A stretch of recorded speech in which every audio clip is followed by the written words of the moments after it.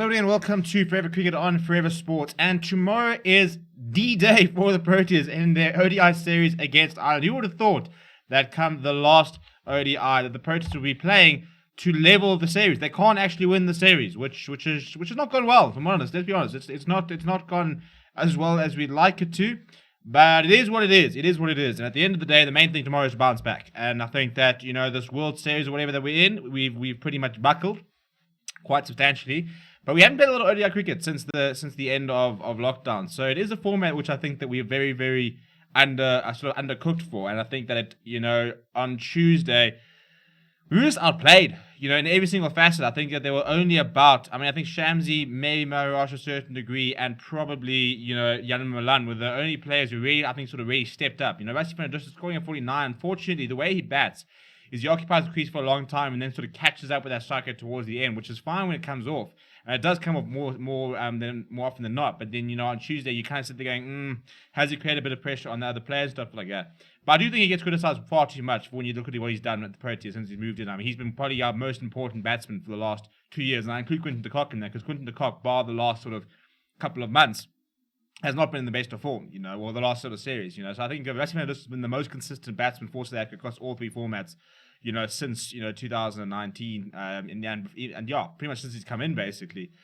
So tomorrow, the big question is what will happen? Will they wield the axe with regarding a couple of players who will come in and out? I think they have to. I think there are far too many players who are getting away with underperforming, and I think it's quite a difficult one to do in terms of who you bring in and who you take out. Especially in that batting lineup, we know that we have to try and bring in Quinton de Kock. I think Quinton de Kock has to play tomorrow. People are sort of saying that it was difficult watching on Tuesday when you're seeing South Africa struggle and you got Lungi Ngidi and Quinton de Kock on the side. And I thought that Lungi Ngidi looked. He wasn't bowling as quick, which is why they said that they felt they needed to rest him. But he wasn't going for any runs on Sunday when they were playing. So I think that he is someone who's very important to his ODI setup, and he's had some he had a bad T20 series, but that's got nothing to do with playing ODI cricket because he had a tremendous Test series. We have to treat every single format on its own merits. So in terms of tomorrow, I think it's difficult. I think you've got to bring at least 2 new players in. First of them, one of them has to be Quinton de Kock. The question is, do you bring? I think you have to bring in Lizard Williams.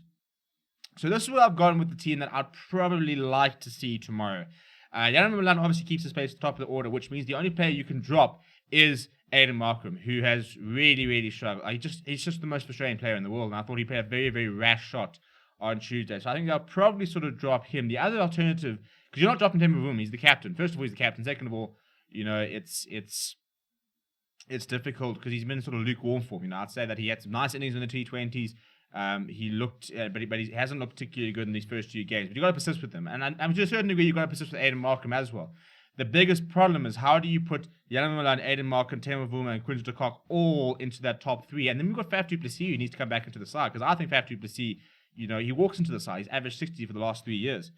So I'm dropping Aiden Markram for tomorrow. I also think his fielding was horrible on Tuesday. I think that sort of an overall performance. He couldn't catch a cold. Dropped Balburney. He was horrible on the slip. So on the base of that, I would take him out and put Quinton de Kock at the top of the order. I would keep Kyle Verreynne, despite the fact that he hasn't batted particularly well. You've got to sort of persist with him a little bit. He is young. He is new to the setup. He will come right. I think he's got the talent. He will come right. So you've got to persist with him. Question mark around David Miller. And I think that, if the option to replace David Miller wasn't Heinrich Klaasen, I'd probably drop him. But it is Heinrich Klaasen. And I feel that Heinrich Klaasen has had so many opportunities and it hasn't really delivered that I'd rather stick with David Miller, who has delivered more so. But he is in bad form and does need to try and contribute. And I think if tomorrow he can go out and score some runs, then hopefully that will work. And I think that what we should need to do is probably be a little bit more sort of situationally. I think, when we were sort of running behind the strike rate, maybe putting in Dave Miller ahead of a couple of players, I think he's someone who... I think Dave Miller is a very frustrating player. I think I was looking at stats, and I think it's like when he bats at number 4, he's one of the highest averages, in the world. But he's always sort of been pushed down because of explosive power. He's a very good batsman, David Miller. He hits the ball incredibly hard. And he's always sort of been deployed as a finisher. And the problem is a finisher. I think of a finisher like an opener in the Test series, in that you come off far fewer times than you come on. The problem is you fail more than you succeed. That's the reality. It's a very, very difficult ask. I think death bowling, opening in tests, and being a sort of finisher in both T20s and ODIs are arguably the hardest jobs in cricket, because it's very high risk, high reward situations. When you're bowling at the depth and you're trying to hit those Yorkers, if you're hitting the Yorkers, you can defend, 4 or 5 runs in an over, and you can be an absolute class. But the margin of error when you bowl a Yorker to becoming a full toss, is very, very slim. Or trying to bowl a wide Yorker and suddenly you bowl a wide itself. So it's very, very sort of hit and miss. Same as being an opener in the Test, where one good ball, you're a ball seaming around, one good ball next to you off, and you haven't done your job. And it's the same as finishing an innings, where you come in, you have to try and be aggressive. You got no time to get yourself in. So often you'll lose a wicket quite quickly. Then people sit there, well, what was that? But it's a difficult job. In terms of the bowlers, I think ideally Petlakwayo has to drop out. I think that he's really, really struggled. He's someone who hasn't played enough cricket in the last year, is the reality. I think he's someone that needs a bit of a domestic season. We know that he's good enough. He's played over 100 games for South Africa now. So we know that he's good enough at this level, but he's just, because of his injury issues, he hasn't played enough cricket at the moment, and he's really struggling with his form. So, I would bring in Vian Mulder, who I think is carrying quite a lot of confidence at the moment. He had a really nice West Indies tour, both in the Test, where he sort of picked up where he left off against Pakistan, and then again in the T20s, where he didn't maybe bowl the best when he had that really good spell, but when you've got somebody that age and he's playing with that sort of confidence, back him and see what he can do. And I think having that competition, look, at the end of the day, we know that our best all-rounder, in my opinion, if you're not bringing in Chris Morris, is Dwayne Pretorius. I think that he's very economical when he bowls. He can put a ball in the dime, every single time. And he's a very explosive batsman. So I think, if it's Dave Miller, Dwayne Pretorius finishing innings, I'm sitting there thinking we can go big here.